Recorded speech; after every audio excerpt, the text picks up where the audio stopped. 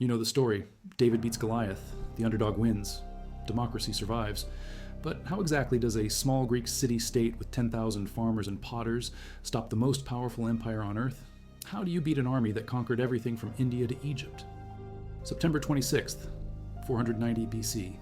A plain called Marathon, 26 miles from Athens. The Persian Empire brings 25,000 professional soldiers to end Greek freedom forever. Athens sends 10,000 citizens who learn to fight on weekends. What happens next changes everything. The Persian Empire under Darius I controls 20 million square miles. 50 million people pay taxes to Persepolis. Their army has conquered Babylon, Egypt, the Indus Valley, Scythia. Gold flows from Sardis, silver from Spain, ivory from Ethiopia. The royal road stretches 1,500 miles from Susa to Sardis. Persian messengers change horses at 111 stations. A message crosses the empire in 7 days. This machine has crushed 46 nations. Now they want Greece. Why? Because 20 years earlier, Athens helped Greek cities in Asia Minor rebel against Persian rule. Aristagoras of Miletus convinced Athens to send 20 ships and 5,000 men. Greek fire arrows burned Sardis to ash. Persian tax collectors died screaming in Lydian streets. The revolt spread to Cyprus, Caria, Lycia. It took Darius 6 years and 300,000 soldiers to restore order. He crucified every rebel leader, but Athens escaped across the sea. Darius never forgets. He shoots an arrow into the sky every day while a servant reminds him 3 times, "Master, remember the Athenians." His spies report everything. Athenian grain imports from the Black Sea. Ship counts in Piraeus harbor. The names of assembly speakers who voted for war. Darius knows Athens feeds 150,000 people with imported wheat. Cut the supply, starve the city. Simple math, 492 BC. Darius sends his son-in-law Mardonius with 600 ships and 25,000 men. The fleet follows the Thracian coast. Greek cities surrender before the ships reach harbor. Then nature intervenes. A storm off Mount Athos destroys 300 ships. Waves 30 feet high smash Persian triremes against marble cliffs. 20,000 Persians drown in one night. Bodies wash ashore for weeks. Mardonius limps home with a shattered leg and half an army. 490 BC. Darius tries again. This time he sends Artaphernes, his own nephew, and Datis the Mede, 600 ships, 25,000 infantry, 1,000 cavalry, Scythian archers, Saka spearmen, immortals with gold-plated armor. They follow the island route. Safer navigation, easier supply. Each ship carries 200 men, 40 horses, or 60 tons of grain. The logistics alone cost 3,000 talents of silver. The island hop across the Aegean. Naxos falls in 6 days. The Persian siege engines pound marble walls to rubble. 3,000 Naxians die defending their homes. The survivors get loaded onto slave ships. Their houses burn for 2 days. Delos surrenders without a fight. The sacred island cannot resist. Apollo's priests offer gold and grain. Persian soldiers spare the temples but steal everything else. Sacred treasures disappear into Persian baggage trains. Then Eretria. The Persians besiege the city for 6 days. On the 7th day, 2 Eretrian nobles named Euphorbus and Philagris open the gates. Betrayal pays in Persian gold. The city burns. All 7,000 citizens get loaded onto ships as slaves. Destination? Persia. The message to Athens: surrender or burn. If you value documented ancient history like this, subscribe. It's the best way to support our work. Also, comment from which city you're hearing this from. This script is researched and factual, using sources from Herodotus and archaeological evidence from Marathon. Now, back to the story. The Persian fleet lands at Marathon Bay. 25,000 soldiers, 1,000 cavalry omitios, archers with composite bows that punch through bronze at 300 yards.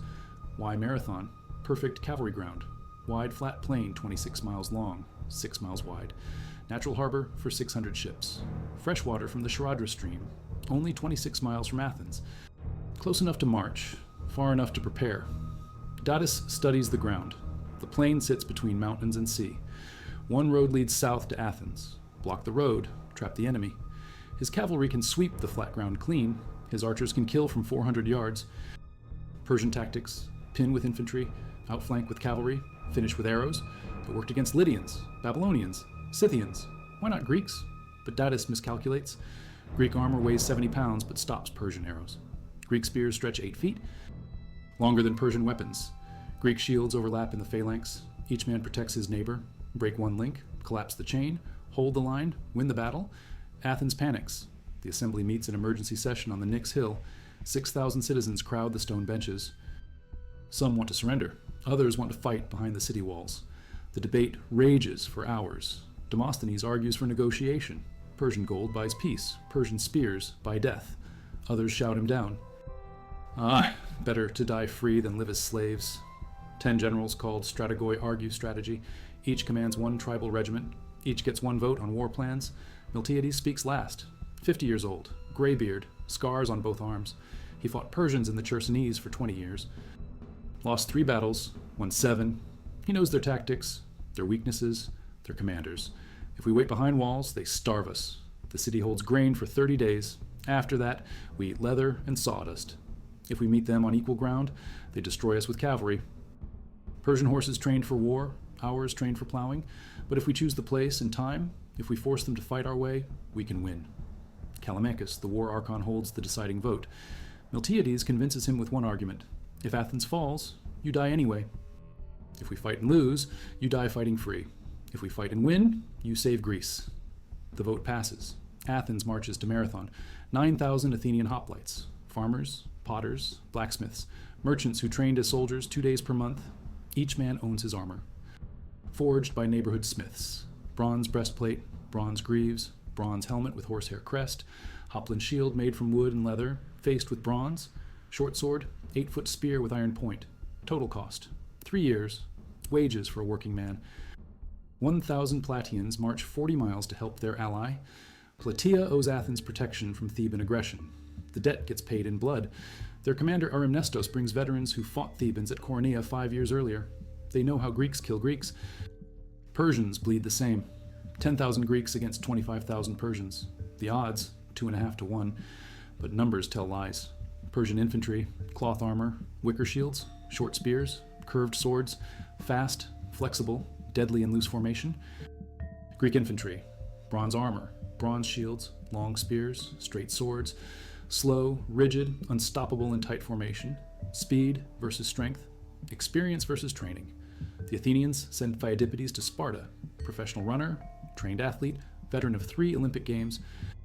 He runs 150 miles through Attic Hills, over Mount Parthenium, across the Argolid Plain, up the Eurotas Valley, 2 days and nights without stopping. His message, Athens calls for help. The mead is in Greece. King Cleomenes hears the plea.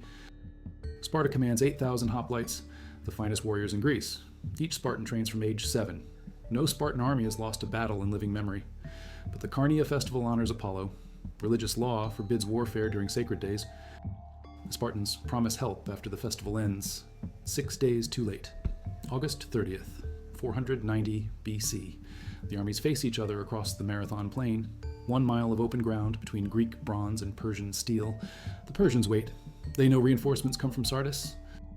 2,000 Phoenician marines. 3,000 Cilician archers. The ships should arrive in 10 days. The Athenians wait. They hope Sparta changes its mind. 4 days of staring. Neither side blinks. Miltiades studies the enemy line. Persian infantry carries wicker shields painted with royal insignia, short spears tipped with bronze, cloth armor dyed purple and gold. Good for archery. Weak in close combat. Persian cavalry dominates open ground, but needs space to maneuver. Horses panic in tight formation. Greek spears reach farther than Persian lances. The center holds their best troops, the Immortals. 10,000 elite guard recruited from noble Persian families. Gold-plated armor, silver inlaid weapons, silk banners with Ahura Mazda's symbol. When one dies, another takes his place instantly. The unit never shrinks below 10,000. They conquered Babylon in 2 days, Egypt in 6 months, Scythia in 3 years. They have never lost a battle. Every Greek knows their reputation. Every Persian expects them to win. But Miltiades sees the weakness. Persian formation, strong center, weak wings, standard tactic for hammer and anvil attacks. Pin the enemy center, crush the flanks with cavalry, roll up the line from both ends. It works when your center can hold. It fails when your center breaks. The Greek phalanx, bronze armor, 8-foot spears, hoplon shields 3 feet wide. Each man protects his neighbor's right side. If the line holds, spears win. If the line breaks, everybody dies. It works against other Greeks. Nobody knows if it works against Persians. September 5th. Persian ships move. Greek scouts on Mount Agrioliki signal with bronze mirrors. Flash once, ships departing. Flash twice, cavalry boarding. Flash 3 times. Half the army sails south. Miltiades reads the signals and understands the trap. Datis splits his force. Cavalry and half the infantry sail around Cape Sunion to attack Athens directly. Artaphernes commands 8,000 men, 500 horses, 200 ships. His target, Phaleron Bay, Athens harbor. Landing time, dawn tomorrow. The rest stay at Marathon to pin the Greek army. Athens faces assault from two directions: surrender or burn. Classic Persian strategy: divide enemy attention, attack multiple targets, force impossible choices, defend Athens, lose the army, defend the army, lose Athens. Either way, Persia wins. The plan has one flaw. It assumes Greeks think like Persians. Miltiades calls the war council. They divided their army. We attack now, before they coordinate. The other generals object. We're outnumbered. We should wait for Sparta. Miltiades: if we wait, Athens burns. If we attack, we fight 15,000, not 25,000. Dawn, September 6th, 490 BC. The Greeks advance in the pre-dawn darkness. Miltiades makes his formation 8 men deep instead of the usual 12. Reason: stretch the line to match Persian width. Greek formation covers 800 yards, same as the Persian line, but the center stays thin, only 4 ranks deep. The wings stay 8 ranks deep. It looks like suicide. Persian arrows will shred the center. Persian spears will punch through 4 ranks like bronze through leather. Miltiades knows the risk. Weak center means higher casualties, more Greek dead, but strong wings mean breakthrough potential. If the wings collapse Persian flanks fast enough, they can turn inward, surround the immortals, win the battle. If the center breaks first, everybody dies. Simple math: kill rate versus breakthrough time. 1 mile separates the armies. Morning mist rises from the Caradra stream. Persian trumpeters sound the advance. Immortals march forward in perfect formation. Gold armor catches sunlight. Silk banners snap in the wind. They look invincible. But why run? 3 reasons. First, reduce arrow damage. Persian arrows need time to aim, time to shoot, time to kill. Running Greeks cover 1 mile in 8 minutes. Standing Greeks need 20 minutes. Fewer arrows mean fewer dead. Second, preserve formation. Integrity. Running men stay together, walking men spread out. Loose formation means death in phalanx warfare. Third, psychological shock. Persians expect slow, methodical Greek advance. They get wild Bronze Age charge instead. Fear kills before spears. The Persian archers get 1 volley before bronze crashes into wicker shields. Arrows whistle through morning air. Some pierce armor gaps, find flesh. Eucles of Marathonos takes an arrow through his throat. Blood foams from his mouth. He keeps running until a second arrow drops him. Greek spears punch through Persian cloth and leather. Bronze points designed for penetration, not cutting. Sharp as razors, hard as iron. Persian arrows bounce off Greek bronze. But the math stays deadly. 15,000 Persians against 10,000 Greeks. The center cannot hold. Numbers matter. Experience matters. Training matters more. The Persian immortals push forward. Their formation, 12 ranks deep, 800 men wide, 9,600 total. Gold helmets, silver inlaid spears, silk tunics over scale armor, each man selected for courage. Skill, by noble birth, they have conquered 46 nations. Greek farmers should flee at the sight. Instead, Greek spears meet Persian shields. Bronze punches through wicker, iron cuts through cloth. Blood soaks September ground, but Persian numbers tell. 4 ranks of Greeks cannot stop 12 ranks of immortals. Greek spears break, Greek shields split. Athenian farmers who learned warfare from their fathers face professional soldiers who conquered nations. The center bends, Greek dead pile up like harvested grain. Stesilaus of Marathon dies with 3 Persian arrows in his chest. He pulls one out, stabs a Persian in the eye, dies smiling. Callimachus, the war archon, takes a spear through the face. Bone cracks, blood streams. He grabs the spear shaft, pulls his killer close, draws his short sword, opens the Persian's throat. Both men die together. Greek reserves move forward. Boys too young for armor, old men too proud to flee. They carry rocks, farming tools, kitchen knives. They die in minutes. Persian discipline versus Greek desperation. Training wins, but the wings hold.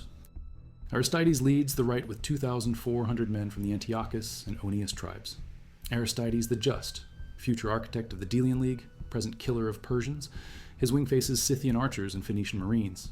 Different tactics, same result. Greek bronze beats foreign steel. Themistocles leads the left with 2,400 men from the Leontis and Achaementis tribes. Themistocles the clever, future victor of Salamis, present butcher of empire. His wing faces Cilician infantry and Arabian cavalry dismounted for battle. The Arabs fight with curved swords and round shields. Beautiful weapons, useless against phalanx. 8 ranks deep versus 4 Persian ranks. The Greeks smash through like bronze hammers through pottery. Persian flanks collapse in minutes. Survivors run for the ships.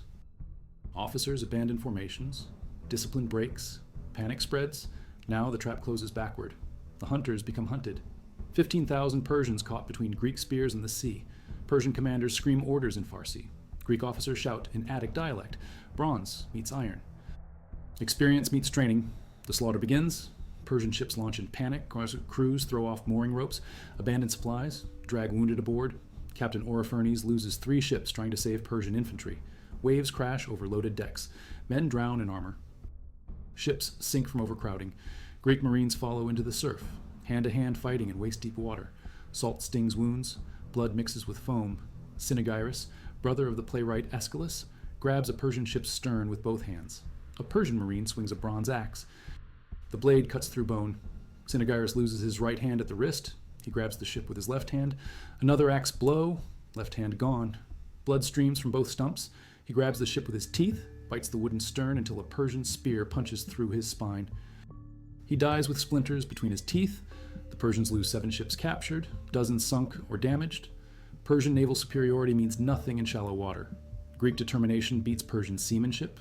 Greek bronze beats Persian wood. Greek death wish beats Persian survival instinct. The Persians lose 7 ships captured, dozens sunk or damaged. 6,400 Persian dead cover the Marathon plain. Greek losses, 192 killed. The numbers prove everything. Training beats numbers. Armor beats cloth. Free men beat slaves. But the war continues. Persian ships sail south. Datis still commands 9,000 men. His target, Athens, 40 miles by sea, 26 miles on foot. Can the Athenian army march home before Persian ships reach Phaleron Bay? Miltiades leaves Aristides with the dead and wounded. 9,000 Greeks force march toward Athens. Full armor, weapons, victory wreaths, and 26 miles of road. They march through Pallene, past Mount Pentelicus, over the Attic hills. Dust rises, bronze catches sunlight. Farmers stop work to watch the army pass. The Persians round Cape Sunion 6 hours ahead of schedule. Datis sees Phaleron Bay empty. No defenders. Athens spreads before him like a ripe fruit. Then he sees bronze on the hills. Athenian spears line the ridge above the harbor. The same men who fought at dawn stand ready to fight again. Datis stares at the bronze line. These Greeks march 26 miles in full armor after fighting a major battle. His own men need rest after a sea voyage. How do you defeat soldiers who won't stay beaten? The Persian ships turn east. Destination, Asia Minor. Mission, failed. Athens celebrates. But Miltiades knows the truth. This victory bought time, not safety. Darius commands 50 nations, 5 million soldiers, 1,000 talents of gold. He will come again. The question, will Greece be ready? Accused, tried, silenced. 1 year later, Athenian courts put Miltiades on trial for treason. Charge, failure to capture Paros during a follow-up campaign. The hero of Marathon defends himself with a wounded leg that won't heal. He dies 6 months later. Athens discovers that democracy eats its own champions. But the lesson of Marathon spreads. Greek city-states remember that Persians can be beaten. 10 years later, 300 Spartans die at Thermopylae, buying time for Greek unity. Athens rebuilds its fleet. Salamis and Plataea finish what Marathon started. The Persian invasion dies on Greek spears. 2.5 millennia pass. Archaeologists dig the Marathon plain. They find arrowheads, spear points, bronze armor fragments, human bones. The burial mound holds 192 skeletons. Greek names carved in marble. Callimachus of Aphidna, Stesilaus of Marathon, Cinegyrus of Eleusis. Common men who saved democracy by refusing to kneel. The Marathon plain still holds the secret. Under 3 feet of soil. Archaeologists found a layer of ash, charcoal, and bone fragments spread across 2 square miles. Persian funeral pyres burned for days after the battle. 6,400 bodies. The math of freedom written in fire and bronze.